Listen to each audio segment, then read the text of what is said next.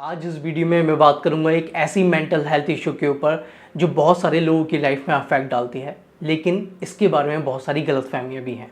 और वो है ओसीडी, ऑब्सेसिव कंपल्सिव डिसऑर्डर।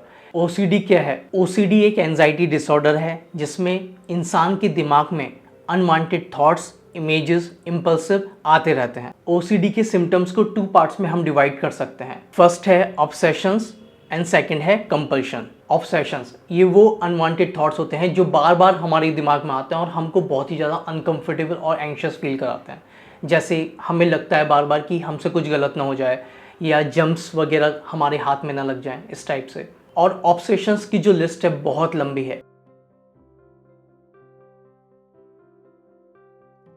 अब है कंपल्शन। ये एक्शन और रिचुअल्स होते हैं जो हम ऑब्सेशन से बचने के लिए बार बार करते हैं, जैसे बार बार हाथ धोना, बार बार जो डोर है उसको देखना कि ये लॉक है या नहीं। कंपल्शन की लिस्ट भी बहुत बड़ी है जिसको आप देख सकते हैं।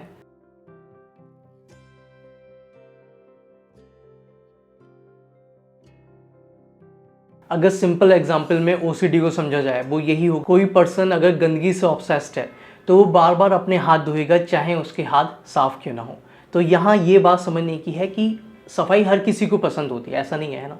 लेकिन अगर आप बहुत ही ज़्यादा उस चीज़ को कर रहे हो, कुछ लोगों की आदत होती है बहुत ही ज़्यादा सफाई की, मतलब पूरा टाइम वो उस चीज़ को देख रहे हैं ना, तो ये चीज़ ओसीडी कहलाती है। यानी आप किसी चीज़ के लिए ऑब्सेस्ड हैं और उस चीज़ को एक्शन में ला रहे हैं, कंपल्शन में ला रहे हैं। साइंटिस्ट का मानना है कि ओसीडी के पीछे कोई एक स्पेसिफिक रीज़न नहीं है। इसके पीछे कई सारे फैक्टर्स हैं, जैसे जेनेटिक हो सकता है, बायोलॉजिकल, एनवायरमेंटल फैक्टर। और ये भी माना जाता है कि ब्रेन में कुछ एरियाज़ होते हैं जो बहुत ज़्यादा ओवर एक्टिव होते हैं, जहाँ सेरोटोनिन का जो लेवल होता है बहुत ज़्यादा होता है। और कहते हैं कि इस केमिकल की, सेरोटोनिन जो केमिकल है, इसकी इम्बैलेंस की वजह से ही ये हमारे अंदर पैदा होता है। एक्चुअली ओसीडी कोई छोटी चीज़ नहीं है।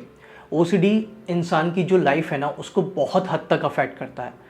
लोग अपनी जो डेली एक्टिविटीज़ होती हैं और जो उनका काम होता है उसको सही से मैनेज नहीं कर पाते, क्योंकि वो इस कंपल्शन में इतने इंगेज हो जाते हैं, इतने ऑक्यूपाइड हो जाते हैं, वो यही काम करते रहते हैं, जिस वजह से उनकी प्रोडक्टिविटी भी कम हो जाती है और इस वजह से उनको फिर एंजाइटी फील होने लगती है। ओसीडी की कोर प्रॉब्लम है अनसर्टेनिटी।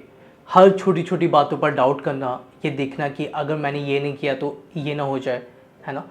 इसी वजह से हम क्या है, कुछ ऐसी चीज़ें होती हैं जिसको बार बार करते रहते हैं, जबकि दूसरे के लिए बहुत ही अजीब लगता है कि ये क्या कर रहा है। लेकिन अगर आप उससे पूछो तो उसे पता ही नहीं लगेगा कि ये चीज़ उसके अंदर ओसीडी है ना। हर चीज़, गेट को बार बार देखना, हाथ को बार बार धोना, है ना, गैस को बार बार चेक करना। और मैं आपको एक बात बता दूं फिर से, अगर आप 1-2 बार चेक कर रहे हो तो ठीक है, वो नॉर्मल है, हर कोई करता है। लेकिन बहुत सारे ऐसे लोग हैं ओसीडी में पाए गए हैं जो आधा घंटा, 1-1 घंटा इसी चीज़ में इंगेज हो जाते हैं। ओसीडी को ओवरकम करने का सबसे आसान और बेस्ट तरीका यही है कि इस अनसर्टेनिटी की वजह से जो प्रॉब्लम हो रही है, इससे अच्छा है कि आप इसको एक्सेप्ट कर लीजिए, क्योंकि आपको ये समझना है कि लाइफ में 100% श्योरिटी कभी नहीं आने वाली। डाउट्स हमेशा हमारे रहते ही हैं। इसलिए अगर आप इन चीज़ों में फंसे हुए हैं जिस वजह से आपका और भी काम खराब हो रहा है, उसको लेट इट भी करिए, छोड़िए, एक्सेप्ट करिए, है ना। लेकिन अगेन ये इतना आसान नहीं है उन लोगों के लिए जिनको ओसीडी है, क्योंकि वो खुद ही उलझे हुए हैं बेचारे, तो कैसे वो एक्सेप्ट कर पाएंगे। तो इसलिए कुछ और भी चीज़ें हैं जो ओसीडी में बताई जाती हैं। They are 2 major approaches. First है कॉग्निटिव बिहेवियरल थेरेपी और दूसरा है मेडिकेशन, सीबीटी। ये थेरेपी ओसीडी की ट्रीटमेंट में काफ़ी इफेक्टिव होती है। इसमें बोला जाता है कि आप ऑब्सेसिव थॉट्स को आइडेंटिफाई करिए, उनको समझिए और उसके रिस्पॉन्स में जो कंपल्सिव एक्शन ले रहे हैं उनको कंट्रोल करना भी सिखाया जाता है। मेडिकेशन, डॉक्टर कुछ मेडिकेशन आपको प्रिस्क्राइब करते हैं, कुछ बताते हैं, जिससे हमारी ब्रेन में जो सेरोटोनिन लेवल है, जैसे मैंने शुरू में बताया था, जो केमिकल है जिस वजह से इम्बैलेंस हुआ है तो वो बैलेंस में आ जाता है। सबसे अच्छी बात है कि आप ओसीडी को खुद भी मैनेज कर सकते हैं with the help of meditation. आप मेडिटेशन करके, माइंडफुलनेस प्रैक्टिस करके अपनी थॉट का जो पैटर्न है उसको चेंज कर सकते हैं, जिससे अनवांटेड थॉट्स इतने नहीं आएंगे। उसके बाद रेगुलर एक्सरसाइज, आप डेली एक्सरसाइज करके जो मूड स्विंग्स होते रहते हैं, है ना, जो पैटर्न है हमें हर चीज़ को चेक कराने का, ये थोड़ा कम होता है, हमारा जो लेवल है सेरोटोनिन जो केमिकल है वो भी बैलेंस रहता है इस वजह से। और जर्नलिंग, अपनी थॉट्स को कॉपी पे लिख के आप उसको समझ सकते हैं और उनके ऊपर काम भी कर सकते हैं। कुछ थेरेपी भी हैं जो ओसीडी में यूज़ की जाती हैं, जैसे एक्सपोजर एंड रिस्पॉन्स प्रिवेंशन।